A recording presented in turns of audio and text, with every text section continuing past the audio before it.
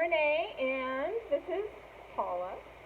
And I wanted to take a couple moments to talk with Paula, who's like a dear friend of mine. This is Aston.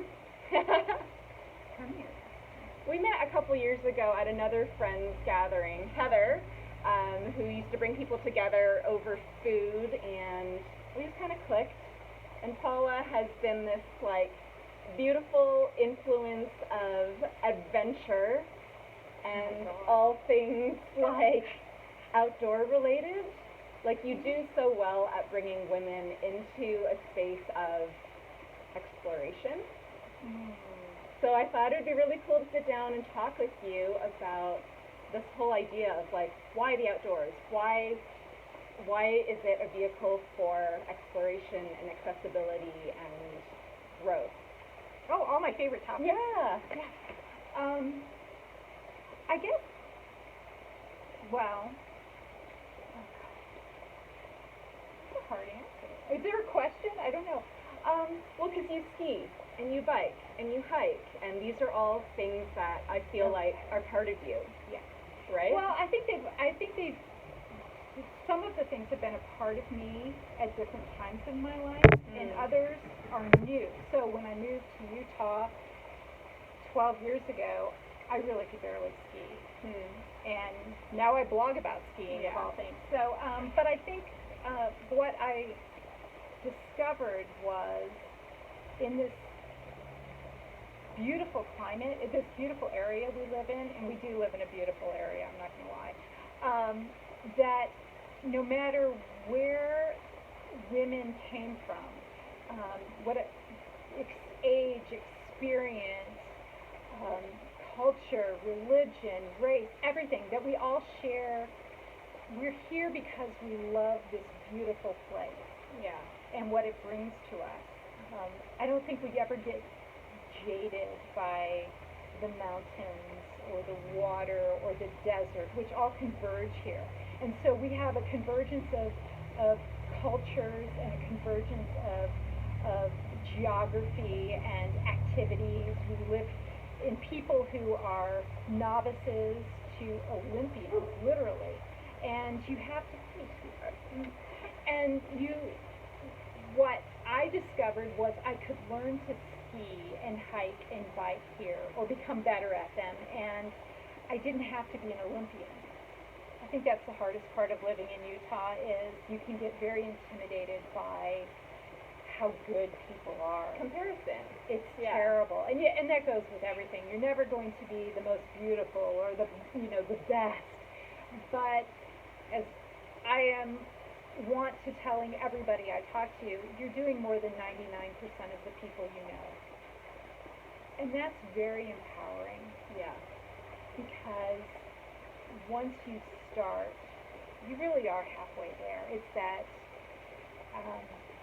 that fear of the unknown, fear of will I be able to do it, fear of who I'll disappoint. And it's usually yourself that you're most afraid of disappointing. That is so beautiful. But if you have somebody else to share those experiences with, and share those fears with, it becomes a whole lot easier. So I like to tell people my superpower is not skiing. I am not the best skier. I am not the best skier. But I'm great at bringing people along for the ride, wherever they're at. And nature meets you where you are. Right? Like, nature doesn't care if you're the best. Nature doesn't care about what outfit you're wearing. Right? She's just like, come and play with me. Right. Right? And so I think, like, that's what you do so well.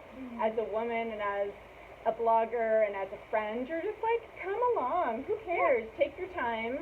It doesn't have to be the prettiest way down the mountain. As long as you're having fun and as long as you're, like, got a good attitude and want to be there, like, that's all that it's really about, right? And like you've told me many times, you're like, well, with skiing it's about like the chairlift conversations, and then your line down the mountain, right? So it's really like this beautiful duality of social time, connection time, and then solitude with yourself, with the land, with like the nature, right? Oh, it's so true. Yeah. And you can, and every time you do it, you're going to have a different experience, whether you're skiing a different mountain or even a different run or with a different person of a different ability. Oftentimes I'll get this question if I ask somebody to go ski or bike or hike. They'll say, I'm afraid I can't keep up with you. I don't know what I don't know how to do this and I'm afraid to keep up. You're going to be bored. I don't want to, all the head stuff. Yeah. And I think, and I don't know. I mean, that's only part of it. I think well, you've been there, right? Oh gosh, yeah. I'm still there. But I think if that's what you're focusing on, you're missing the bigger part. Yeah. Which is being with other people who care about the same things you do. Because no matter where you're coming from, you're sharing this love of the outdoors, which sounds kind of corny, but it's so primal in a way. It speaks to us in a way more than any spoken language or shared community. It is the nature and the outdoors embrace each and every one of us and speaks to each of us in different ways. So I'm better at written words than spoken words. I think it's beautiful. Well, and it brings up another question for me of like discomfort. So we were out at brunch and I said to Paula, let's go do a video because she's been on Wild Women excursions before, and you know that they're about more than just hiking or camping or gathering. They're really about like stepping into discomfort. So, I want to thank you for being willing to do this like uncomfortable thing, but like let's talk about that. How important is discomfort and stepping into it for self-growth? Well, the first thing that comes to mind, okay, I am not a woo-woo kind of person. I tend to overthink things a lot. But I think what touched me the most was on our Wild Women weekend down in Moab. The first thing we did as a group was to not just go around the circle and share our names and our backgrounds, but Renee, and I was very surprised by this and its impact because it still sits with me today, she walked around and tied a jute band around each of our wrists. And I think I still do that just out of habit, some kind of tie around my wrist, and talked about the importance of generosity. And that touched me in a way that you don't even realize this. It still sticks with me today that it's important to be generous with your friends. It's important to be generous with people you don't even know, because it's the small things, a simple jute string that can open somebody's mind and heart to woo-woo things that you never thought you could do. To find your spirit animal. The whale, right? The whale. Paula pulled a card that was the whale, and I remember you were like horrified at first. Yeah. Physically, I thought that was a strange concept, but the dragonfly here. You keep pulling dragonfly every time we do this. Yeah. The idea of a spirit animal is, I think it's rooted in cultures, different cultures and perceived in different ways, but I think that, and we are different, we manifest different spirits, different animals at different times in our lives, different times of day or month. Sometimes I'm not very spirited, but I think, again, those things open doors. We talked about, barriers and things that keep us from doing things we want to do or need to do, people we want to be around or should bring into our lives. And you keep showing up at the perfect time. The things that scare me the most, whether it's writing about the things that are important to me, or reconnecting with the people and places that are important.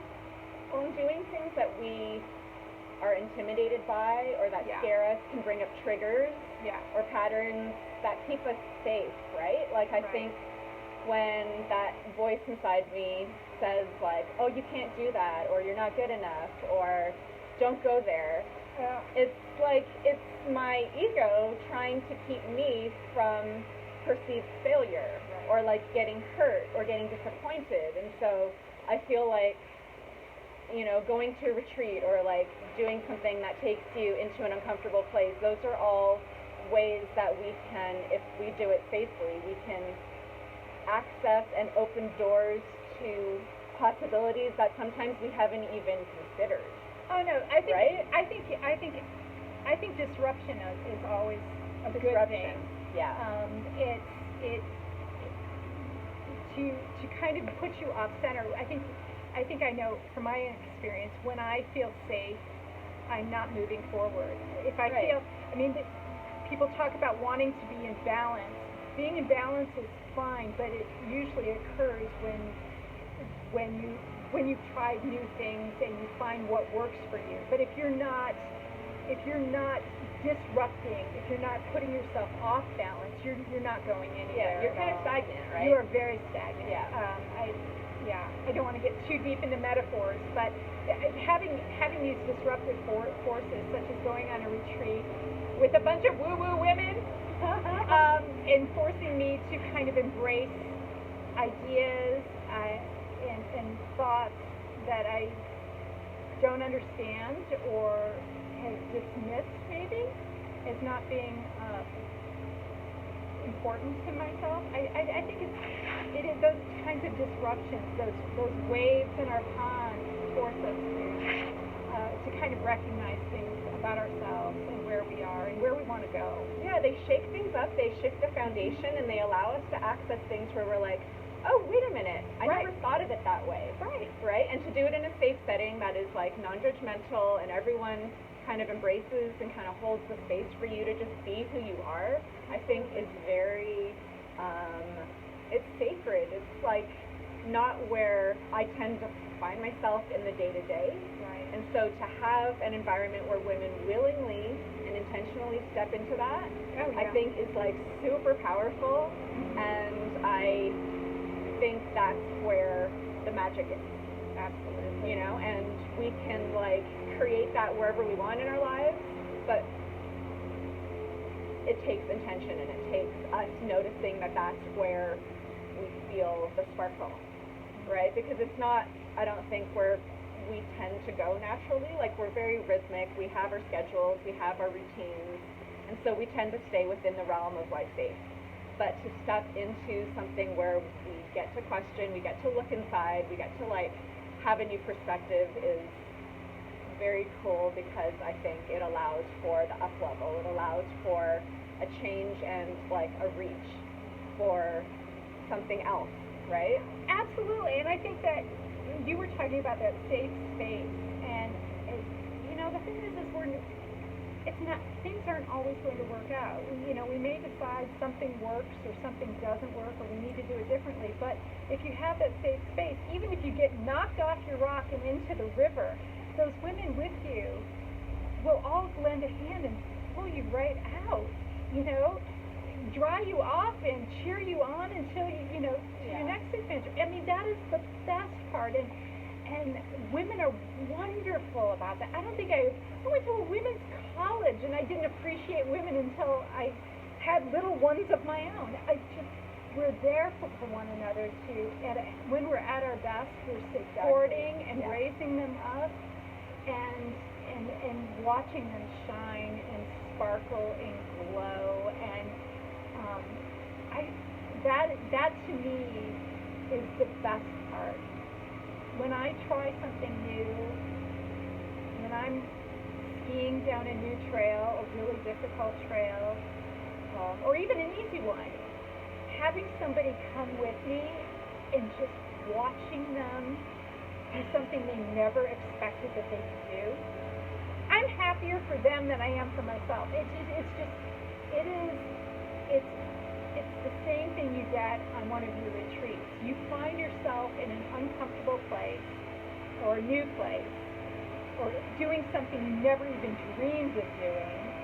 And there's so many of those around here that when you can share that with somebody and see them stand on top of the mountain or climb that last rock, you can't help but feel pride and cheer them on.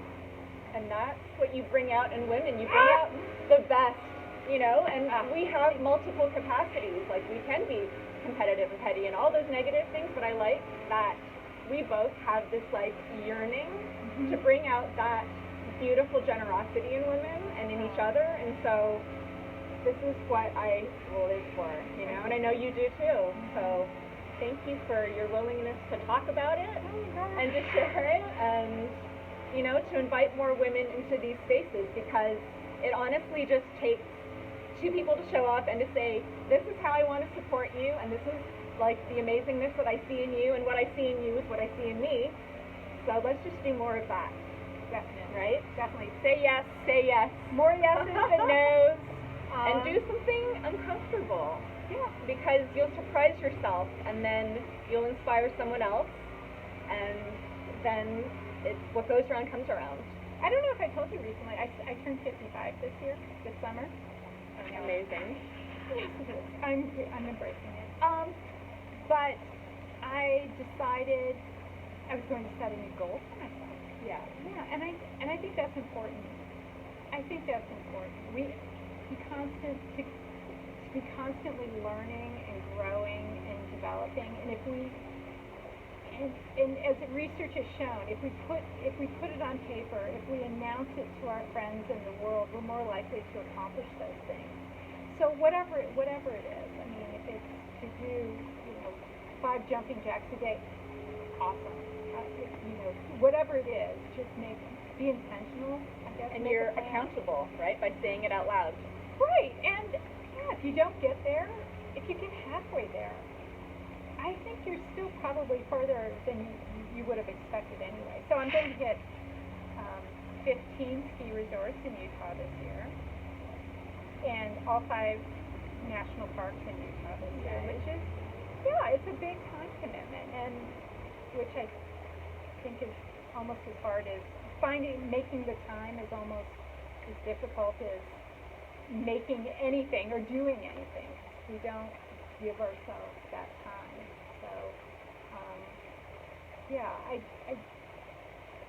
I would tell people, make the time for yourself to make those goals happen. If you don't have any goals, just make the time to do something different and new, because I think it's inspiring, and you just never know who you might meet or love, or you might find a dragonfly or two.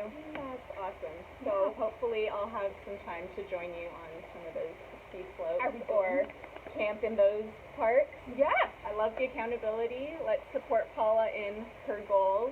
Yes. And do that.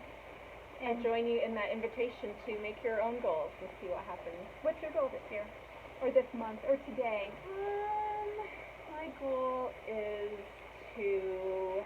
What do you want to do? Choose joy. That's what my little charm says. Choose joy. So find the joy in the day-to-day, in the mundane. You're halfway there. Yeah. Okay. Right. Well, thanks for joining us. Thank you. Always. Thank you, Aspen. Thanks for Aspen, and thank you. Bye. Bye.